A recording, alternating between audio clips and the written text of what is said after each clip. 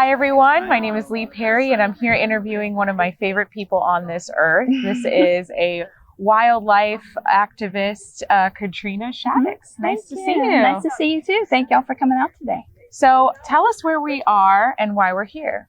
We are at the Port St. John's boat ramp, and it is very close to where the experimental manatee feeding program is happening. And it was supposed to start this week.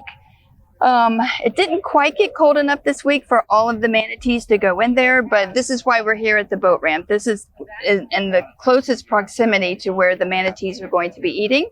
This is also a boat ramp that is used to pull the manatees' dead bodies out of the river.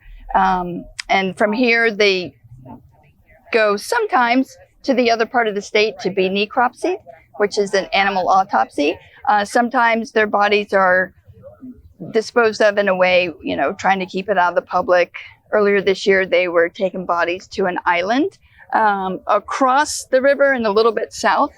And but we found that, and it wasn't very good PR, so they found another place to take the bodies. But this is just a very sad place for manatees, and it's kind of like ground zero for where, manatee death is happening. Mm-hmm.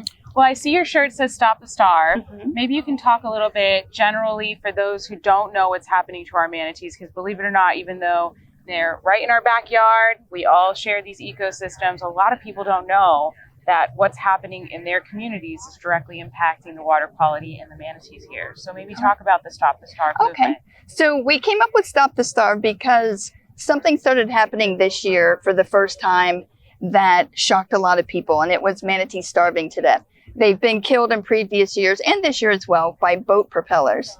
Some of the pictures of those injuries and deaths are horrific, and it would make you want to require propeller guards on every single boat in the state if you could see what I saw in these autopsy pictures. But what's been killing the majority of the manatees in this particular part of the state is starvation. And that happened because it starts way back in the city and county commissioner meetings where rezones are granted for developers. Once our elected officials give developers the go-ahead to build a development, a lot of times in wetlands are filled in, destroyed, wildlife habitat, just hundreds of acres a day are destroyed. All of the stuff that's required for these developments, for these neighborhoods, for these housing projects, they require water for sewage. We all go to the bathroom, and that's got to go somewhere. Well, it's ending up in this river, and it's what's caused the total eco collapse, or I think a better word is ecocide, of the northern Indian River Lagoon. So once all of these sewage chemicals, raw sewage, matter of fact, the city of Titusville put over 7 million gallons of raw sewage into this river in December. Very soon after, manatees started dying off, because what happened was all that raw sewage came out, created algal blooms. The algal blooms killed the seagrass, which was already in decline. So it was just, the manatees getting hammered week after week after week. And so with all of that happening, with their seagrass dying off, this is why we're working on cleaning up the waters, because the manatees dying off is just a symptom of the disease. The disease is the way that Florida Department of Environmental Protection regulates or doesn't regulate the amount of sewage and phosphorus, nitrogen. They don't regulate properly the amount that goes into our waters, and no one is reining in the developers. No one is saying, no, you can't develop. This is, a fragile ecosystem. This is wildlife habitat. Gopher tortoises live here. Manatees live where all of these chemicals from your lawn are going to go off. So it's really we're going to have to elect people that have the fortitude and the political will to say no to the developers, because the developers have ruined this state and they continue to be in charge and in power. And that has to stop if we want to clean up not only this ecosystem, the Northern IRL, but the entire state of Florida.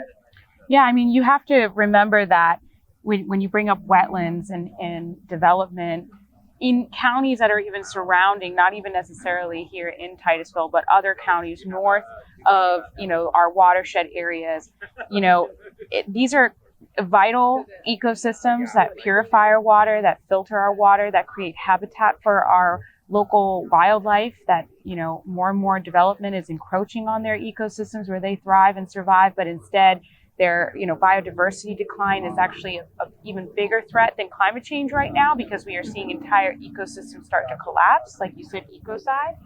And all of those decisions are happening every day, everywhere, and they slowly start to add up. I mean, we're talking even the fertilizer that you use on your grass is starting to affect the water quality that, ties in directly with the sewage that is coming directly from our toilet tanks. So it's a combination of individual decisions that are adding up and now impacting iconic species like our beautiful Florida manatees, that when you think about Florida, some people think about Disney. I think about all the incredible iconic species that are found very rarely in other places around the world.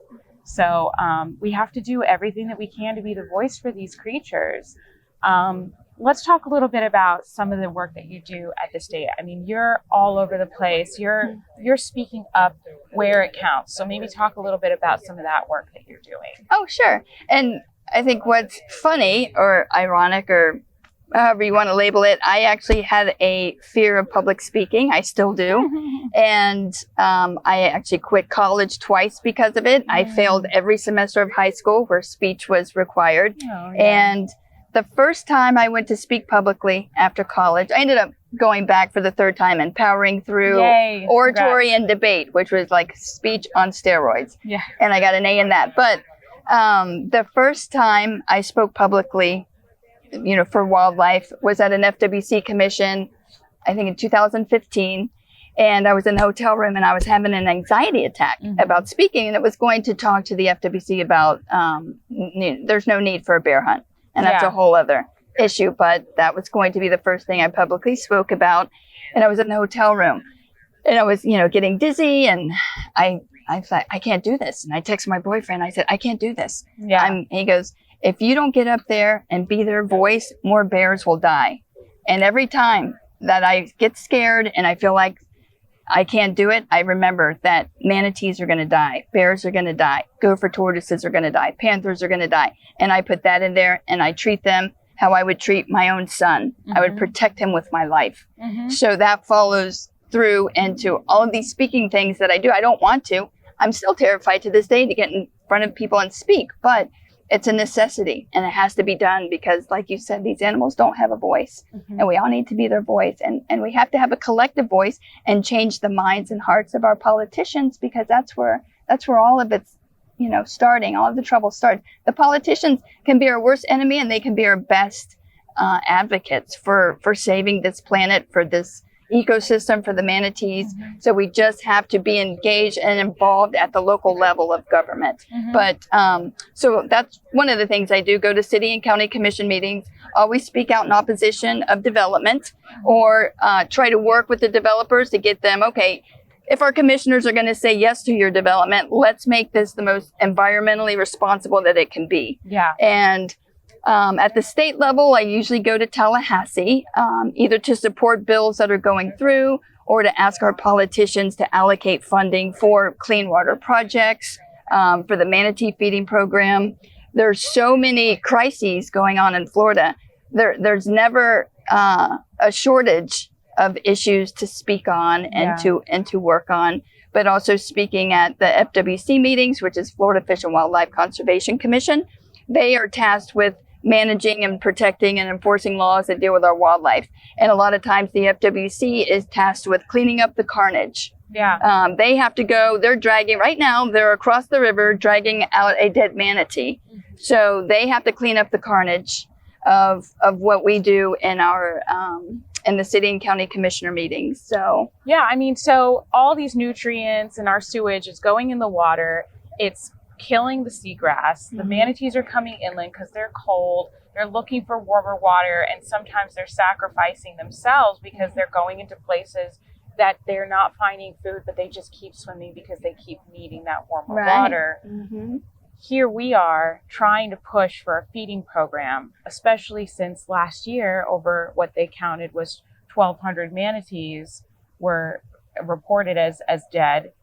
that number is probably a lot more. Sure, yeah. Why is it now 2021 in December and we're just now starting to see plans roll out for feeding? Like, what is going on? Well, that's unfortunate because once that first news article came out about manatees starving to death, I happened to be with my environmental attorney at the time. We were working on another issue, and she busts into my room and she goes, "We've got to feed the manatees. They're starving to death." I'm like, "What are you talking about?" She goes, "The manatees are starving to death." That was in early February.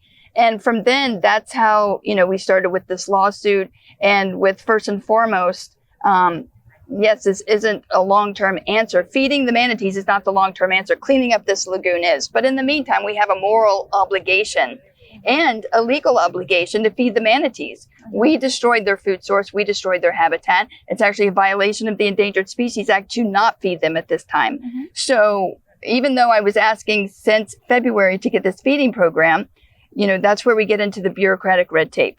We had the FWC trying to get this going in August, which was my ask was have it going by November 1st. That's when 2/3 of the population migrate into this area. Mm-hmm. And we needed to have that lettuce ready then.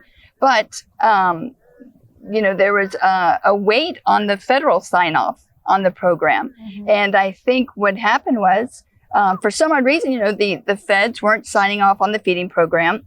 And then all of a sudden we follow a 60-day letter of intent to sue that says we want an emergency feeding program implemented, and it's a violation of the Endangered Species Act to not feed them. And then all of a sudden, within a few days, the feds sign off on the feeding program, and then finally letting FPL and FWC and partners and other organizations get that feeding program going. Yeah. So it was the red tape that actually held us up, which is unfortunate. There was the FDEP was actually quoted in the paper saying there's no need for a state of emergency, which is, makes me even more glad that we're suing them, because they could have directed the FWC and their partners many months ago to have this going to where, like Wanda said, Dr. Jones said, these manatees that have starved to death in November and December didn't have to. We should have had this feeding program in place. Yeah, and at least there's more dying right now. Like absolutely. Every week they're pulling more out every day, at least one a day. Yeah. From here. Just from this one alone. Just from here, what they're documenting, what are reported. Correct. So there's probably, we have other people that have sent us videos and pictures where they've gone out kayaking in a very kind of remote place, seeing the bodies and, picking and choosing how it's going to get reported and filed and then, spoken about in the press. I'm sure they're kind of covering up the level of crisis that it actually is at, I would assume, because how else they're not getting paid to proactively go out and count dead manatees. Right. It's only on a reporting basis. Correct. Right.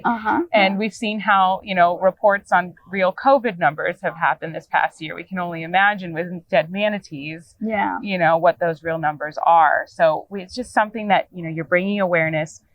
What can the everyday person who's watching this do? And maybe talk a little bit about your nonprofit as well. Oh, okay. Well, my nonprofit's Bear Warriors United, and we got started several years ago trying to stop the bear hunt, which we were successful at. Then we morphed into helping people secure their trash, because that was the other way bears were being killed. We stopped the hunt, but the FWC still could kill bears if they were labeled as nuisances. And a lot of people thought bears were nuisances when they ate their garbage. So I disagree with that, but that's a whole other issue. So, but basically Bear Warriors United fights for all wildlife and their habitat. So that's the entire Florida environment. I have done some things out of state, like the New Jersey bear hunt and a few other things, but mainly focused here in Florida. And believe me, Florida has enough environmental disasters to keep us and all of our volunteers busy for decades. Mm-hmm. So we're hoping, to get a few of those things fixed. But what we can do at a local level to help the manatees and to help the IRL, first and foremost, I would love for as many people as possible to write an affidavit for our lawsuit. The more people that we get that have standing in a lawsuit, the better. And we are going to have a conference call with our lawsuit's attorney, Leslie Blackner. And she's going to coach people to let them know how to write an appropriate, proper affidavit. So that would be the first thing. There are other things going on at local levels. One, the city of Titusville is trying to pass a clean water ordinance. We would love to get as many signatures as possible on those petitions. In 2024, there's going to be a statewide ballot initiative to have a clean water, a right to clean water on the ballot. So that requires 900,000 petitions, paper petitions to be signed. So we would love to get an army of people out there gathering petitions starting next February, I think it is. And in the meantime, just keep the pressure on our elected lawmakers. And there's an election year coming up. We have a lot of lawmakers that are going to be tripping over themselves to save the manatees and be able to campaign on that.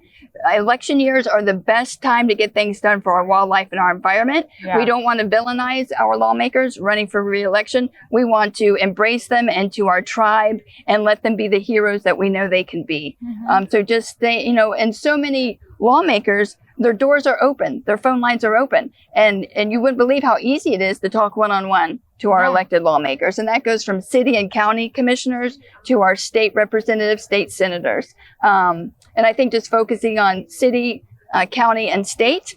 And, it's a little bit hard to be more effective at the federal level. But like I said, we have enough things going on in Florida that if all of the Floridians reached out to our elected lawmakers, we could really make a difference and get them working on this to fix it quicker and better.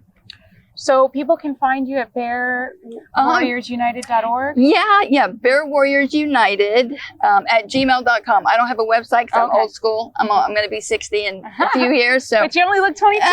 You're so sweet. That's Merry Christmas to me. Thank you. But yeah, Bear Warriors United at gmail.com. My cell phone is 407-702-3576. And then I also have 2 pages on Facebook under my name, Katrina Shadix. My maiden name is in the middle, Garvin. And then there's the Bear Warriors United page. Most action takes place on my personal page. And so they can friend request me on that. And I will keep, weekly updates on the manatee feeding program or what everyone can do to help. And also to give support to our other, like City of Titusville and to the statewide efforts to getting clean water initiatives passed. That's awesome. I mean, thank you for finding your voice. I know you said that you went through some personal struggles to try and overcome that anxiety and fear, but you channeled it well, and you're inspiring so many people by just getting up every day and doing the work that you're doing. I mean, today you hosted this vigil. People came out, they bowed their head and had a moment of silence for these species that are unnecessarily losing their lives every single day. And to bring the spiritual component into it, these animals are gifts to this planet. We're all sharing this planet. And in my view, nature is like a god to me. And by seeing this amount of death, it's just scarring to these beautiful godlike creatures that, I basically spiritually am connected to them because they're just so gentle and so calm and would never do anything to hurt anything other than seagrass. Yeah. And they're vegetarians. And unfortunately, they're dying from starvation, and they're also not having as many babies. So the next generation is getting impacted. And I want my kids and my kids' kids to know what a manatee is. So that means we have to protect them. We do. So thank you so much for your hard work. Thank you for covering this and for doing all of our graphic designing. Lee doesn't tell people that, but she'll say, I'll make a quick graphic design. So we appreciate you doing that and coming out and doing this videotape and just being part of the most awesome county commission team that there is. That's a shout out to Nicole Wilson for being simply amazing. We need a commissioner like Nicole on every single city and county commission. That would solve everything. Yeah. And just remember, everyone listening to this, we're all good stewards of the earth, and it's gonna require, all 21 million people in Florida to be good stewards of the earth and to care and to get involved. And you've taken the first great step to getting that done. Thank you. Thank you all so much for watching, and we'll keep you up to date. Call your elected officials, ask them to save the manatees.